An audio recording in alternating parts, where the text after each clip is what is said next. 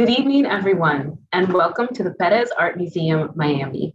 My name is Marie Vickles. I'm the Director of Education, and thank you for joining us for our Local Views at PAMM program with artist Lauren Shapiro. Our virtual Local Views program is presented with the generous support of the John S. and James L. Knight Foundation and features Miami-based artists sharing their practice and discussing works of art from PAMM's exhibition programs that connect in various ways to their own work. As a 21st century museum dedicated to representing the people and communities of South Florida, the Perez Art Museum Miami strives to be a leader in the presentation, study, interpretation, and care of international modern and contemporary art, while representing and cherishing the unique diversity of Miami-Dade. Through our exhibitions and programs, we aim to encourage everyone to see art as an incentive for genuine human interaction. Tonight, I am so happy to introduce Lauren Shapiro, a Miami-based artist making work that is inspired from environmental research and data, as she combines her art making with social practice model that brings people together through the process of making art. Before I introduce Lauren, I would like to acknowledge and thank the incredible team of people that are putting in the hard work to make these programs come together online. Thank yous go out to Anita Bram, Associate Director of Adult Programs and Audience Engagement, and our world-class AV team, Denise Faxis and Andrew Bird. We couldn't do this without you. Thank you. Let's get started. Lauren Shapiro is a visual artist living and working in Miami, Florida. She earned a BFA from Florida Atlantic University and an MFA in ceramics from the University of Miami. Lauren has been a resident artist at the Sanbao Ceramic Art Institute in Jinden, China, and has participated in biodiversity-focused residencies like Lab Verde in Brazil's Amazon rainforest. Recently, Lauren was a resident at the Anderson Ranch Arts Center in Aspen, Colorado, and is the current artist in residence for a National Science Foundation grant awarded to marine ecologists at California State University, Northridge. She is the recipient of numerous awards, including from the Andy Warhol Foundation for the Visual Arts, the Knight Foundation, and Ulite Arts. In 2018, Lauren presented Fragile Terrains, a solo exhibition at Bianca Boeckel Galleria in Sao Paulo, Brazil. She has also exhibited her work with the New Dealers Alliance, NADA, Projectarium M54 in Basel, Switzerland, and Fairchild Tropical Botanical Garden. As you watch along this evening on Facebook or YouTube Live, please post questions for Lauren in the comments section. She will try to answer as many as possible during the Q&A portion of this evening's presentation. And remember, if you value this and other programs presented by the museum, please consider supporting us by going to pam.org/donate. So without further ado, please join me in welcoming Lauren Shapiro to Local Views at PAMM. Hi, thank you. Thank you so much for that introduction and welcome everyone. I'm so thrilled to share my work with you tonight. I'm going to be going over a couple, of course, it could be an endless presentation, but I'm going to be highlighting some major works that I've recently completed in the last few years, dealing with the environment, dealing with materials, with ceramics, and making work with the community about how we can affect change. So I'm going to show you my first slide, which is an installation view of a recent exhibition I did at the Bakehouse Art Complex called Future Pacific. So what you're looking at here is 7 large-scale structures that are covered with unfired clay of textures of coral reef ecosystems. This was a really interesting project that I had done with a colleague of mine who is a scientist at California State University. Her name is Dr. Nissa Silbiger, and she invited me to be an artist in residence to help communicate her outreach about what's happening with the coral reefs, not only locally, but worldwide. So here's a close-up detail shot of these textures of coral reefs that were loaned to me by scientists and specialists in the field. So originally our project was supposed to go in the order of me going out to her research site in French Polynesia, observing the work that she was doing, casting textures from the reefs there, and then bringing them back to build one of these installations in unfired clay. But due to COVID, we had to pivot. And I was able to virtually present her students with a mold making workshop. And she introduced me to scientists locally around University of Miami, and lots of people sent me actual coral reef specimens. So the specimens that I used to cast in the exhibit were coral skeletons, as in they were not alive. And I used a silicone mold to cast all of these different textures. So I had about maybe 30 to 40 different molds. But what made this installation really unique and special was that they were built by the community. And doing that during a pandemic is no easy feat. So we kind of persevered, and thanks to the generous support of the Bakehouse Art Complex, some additional grant funding, and a private donation from the Mitzman family, I was able to accomplish my dream installation, which you see here is made out of 15,000 pounds of unfired clay. So that's the thing, is when you would walk into this exhibit, the amount of labor and the amount of work it took to cover these structures, it took us over a month and a half. And to realize that at the end of this, that it would be destroyed was heartbreaking. And this sort of fragility is what I was really hoping to convey with this artwork, that, you know, on one hand, there is resilience in that it takes so many of us to come together and to build something so monumental. There's no way I could have done this on my own. But at the same time, it's very fragile, and that it could be gone in an instant. And that's kind of what's happening with our coral reef ecosystems. So here are some just additional shots. I used all different kinds of clay. Some of it was donated, some of it was recycled. It took me months to, basically when clay is not fired in a kiln, it can be malleable when you add water. And so all of these pieces of clay dried and cracked on the frame to create this sort of facade, which later can then be recycled and reused. So the idea of no waste was really important to me in this work. Here's a little shout out for my colleague, Nissa. We've known each other for many decades. We grew up together, and she went off to become this amazing marine ecologist doing work at the University of California. These are some photos I took from a recent research trip. I was able to join her at her site this summer in French Polynesia, where she studies the effect of groundwater on coral reef ecosystems. So basically the water is running off onto the reef out there, and it's causing algae to overgrow and sort of suffocate these corals. So there are many scientists that are out at this location. It's a really unique ecosystem where there's corals in all stages of life. And it's just a really great breeding ground for scientific research. So she's just one of many, and they're all doing terrific, amazing jobs. I'd like to take this time to just show a really short clip from a video by our third collaborator. Her name is Shireen Rahimi, Light Palace.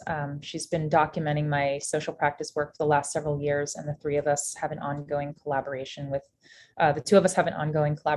Nissa. So I'm going to show you this short clip. You can watch the whole thing on her YouTube channel, Light Palace YouTube channel, but this is just the short part describing the importance of the building of the installation. As artists, we have the power to capture an audience.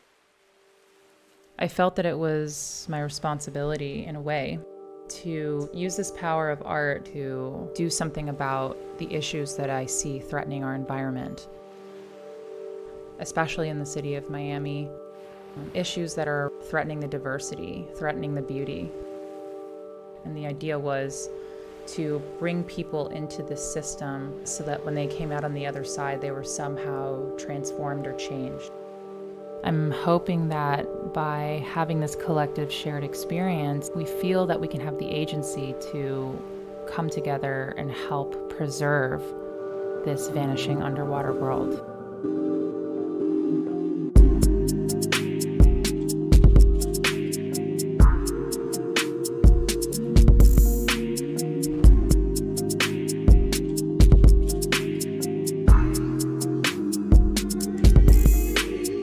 The clay that I used in the exhibit was recycled materials. I began by reprocessing much of that clay. Once the clay was ready to be molded, we pressed them into silicone molds of coral skeletons.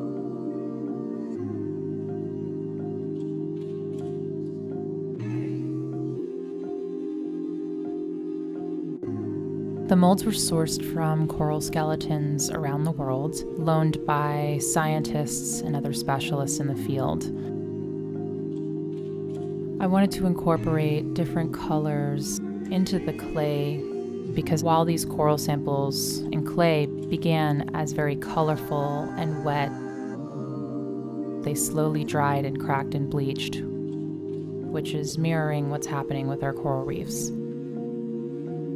After seeing the results of this project, I know that there's nothing that we can't do.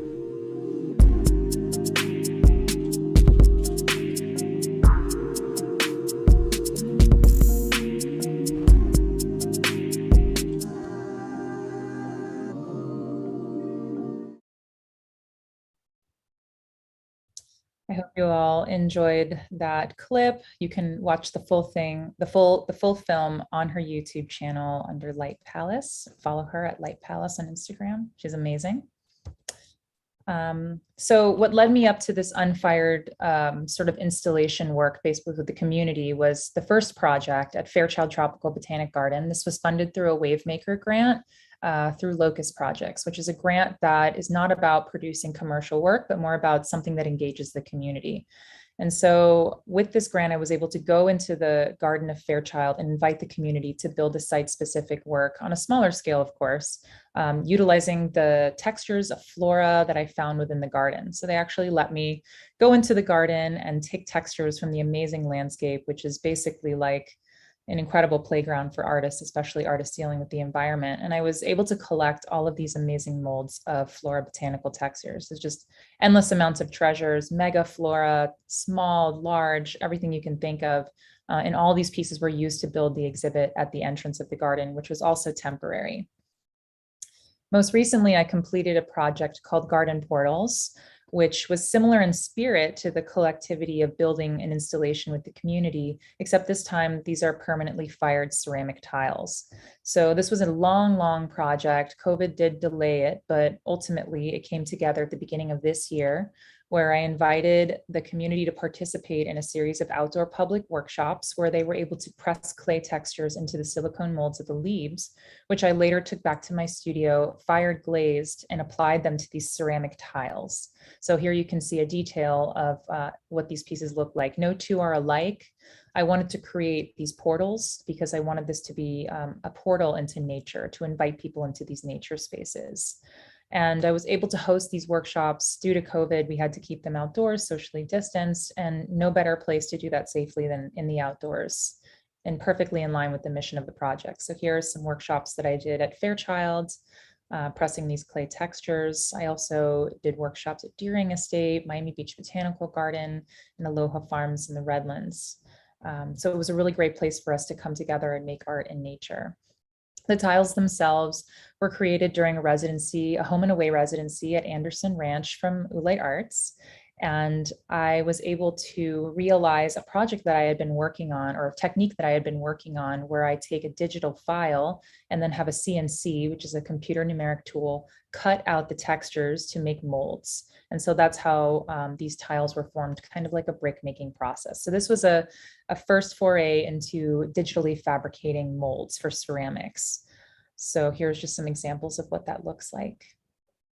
You can also download your own free copy of Garden Portals catalog on my website, which was done by Exile Books. And it tells you a little bit more about the spirit of the project. So I'm going to talk about an upcoming project that's taking place on Miami Beach, which is the culmination of my Ellie's Creator Award from 2020, which is marrying the idea of bringing ecosystems to the forefront of the public eye using digital technologies that I was pulling from with the molds, but also from 3D scans of live coral reef and benthic environments. So through my colleague, Nissa, she introduced me to Dr. John Burns, who's the professor of marine science and data at the University of Hawaii at Hilo. And he has this collective called the Mega Lab. And what they do is they do 3D scans of benthic environments. And so he loaned me these scans, which I've been playing with a 3D designer, a 3D artist. And she's amazing as well. Her name is Ud Jamani. And she's helping me form and take these textures of corals and translate them into ceramic molds for ceramics. while I was out in French Polynesia with Nissa this summer, I also did some experimenting with photogrammetry, which is when you photograph an object from every single direction, and then using a software called Agisoft Metashape, you can combine all of these data points in the images to turn 2D information into 3D forms. So I've been playing a little bit with that in the digital realm, and then bringing them into molds so that I can translate them into ceramic, which is a super exciting body of work for me. So this is brand new, and it hasn't happened yet. This is all in the works. So you're getting a special preview. The coral reef site that I'm choosing to do this project on Miami Beach is in the French frigate shoals. These are beautiful shelving corals, and I chose this because it seemed the most simplified to make a mold because you can't have undercuts. But what I learned later is that this particular site was decimated by a hurricane a couple of years ago in the French frigate shoals, and it doesn't exist at all anymore. It's completely gone. So to be able to document these in ceramic tiles that are fairly large in an installation is going to be really poetic and powerful to talk about the fragility of these amazing underwater landscapes. Coming into our local views feature is Felice Grodin and her work, Invasive Species, which is on display at PAMM virtually through iOS devices.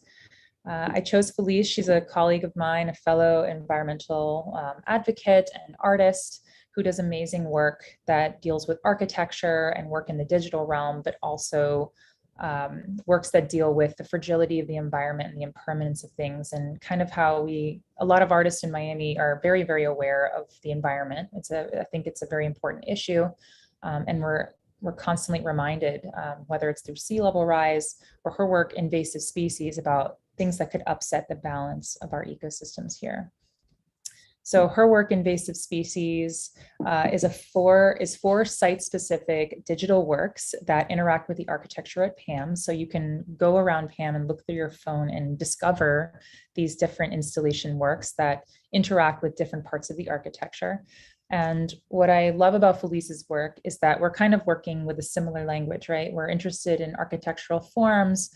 All of these works that are AR or digital are originating from hand drawings or things in the 2D or things that are analog. So like me, I'm kind of taking these digital assets and converting them into analog, and she's sort of doing the reverse. So I find that super interesting and fascinating. And there's a lot of play between technology and work that we can make by hand, because a pencil and software are really just tools, right? And the opportunities are so infinite. This is one of the works that is outside that you can view. It's called Field Report. And she's sort of imagining these cryptic signs that could potentially carry a subliminal message from the future. Here's a really great view. Love her pink nails. I don't think these are Felice's hands, but this is an example of how you might view these artworks. And then you can also see more about Felice's work. She's done her own local views presentation on the PAMM's website. So I encourage you to go over there and check it out. It's really great. I had a conversation with Felice last week, and she was telling me a little bit about the terrafish piece, interested in terraforming, and it's really things that exist between tidal pools, right? Or things that exist between land and water. She's really interested in the man-o-war, which is not quite a jellyfish, but not quite a terrestrial being, because she grew up with a lot of them. And thank you very much. I want to thank Felice for giving me her time to talk about her work. And I encourage you to please go see her work at the PAMM. It's spectacular. And thank you all very much for listening to my presentation. You can find more about me on my website or follow me on Instagram to receive updates about my upcoming project. And I'd like to take this time to open the floor for any questions. Thank you so much, Lauren, for that amazing presentation. It's so detailed and so great to see your work in this way. I will let the audience get warmed up. I know it takes a bit to type those questions into the chats. But in the meantime, I mean, you've detailed a fair amount of this, but I just wanted to ask you to expand on what are the responses usually like when you contact scientists to either like tag along on a trip or ask to borrow a coral to do a mold? Like, what's the response and the play usually like between artists and scientists in your experience? In my experience, I found that our scientists have been very receptive to working with artists. Scientists are so great at collecting data and recording data and being really diligent and following the rules. But they're not so great at promoting themselves. And I think, or at least outreach, right? And so when NISA reached out to me with this opportunity, I pulled in someone who does film, Shireen, and the three of us were able to just make this really powerhouse trio that could reach in so many different ways. I reached out for the particular corals, there were several people that loaned me the skeletons. They were super excited to be a part of the project. A lot of them came and participated and pressed clay textures into the molds. They were very generous. They loaned me massive, huge corals that they let me borrow for like weeks and weeks. So they were super receptive to that. I think scientists in general seem to be, at least in my experience, really excited about interacting with artists and having their work have that kind of a platform. Right. Amazing. Thank you. Let's see, we have another question. As an artist that is addressing environmental issues in their work, how do you apply this focus into the materials and the way that you construct your art? So that's a great question. This is sort of a question that we grapple with a lot, right? I think we're assuming that this person's talking about waste or dealing with trash or making trash. And we always have a joke. We always look at something and like, is this art or is this future trash? Because there is a fair amount of waste that's generated from making art. Even just the waste from, I hate to say, exhibitions, building walls, building pedestals, there's a lot of waste that's generated. So for me personally, I think working with unfired clay, recycling as much as possible that clay was a really great way to lower the carbon footprint, so to speak, by not using any glaze chemicals, by not using any emissions from pulling electricity from a kiln, and just working with the material itself.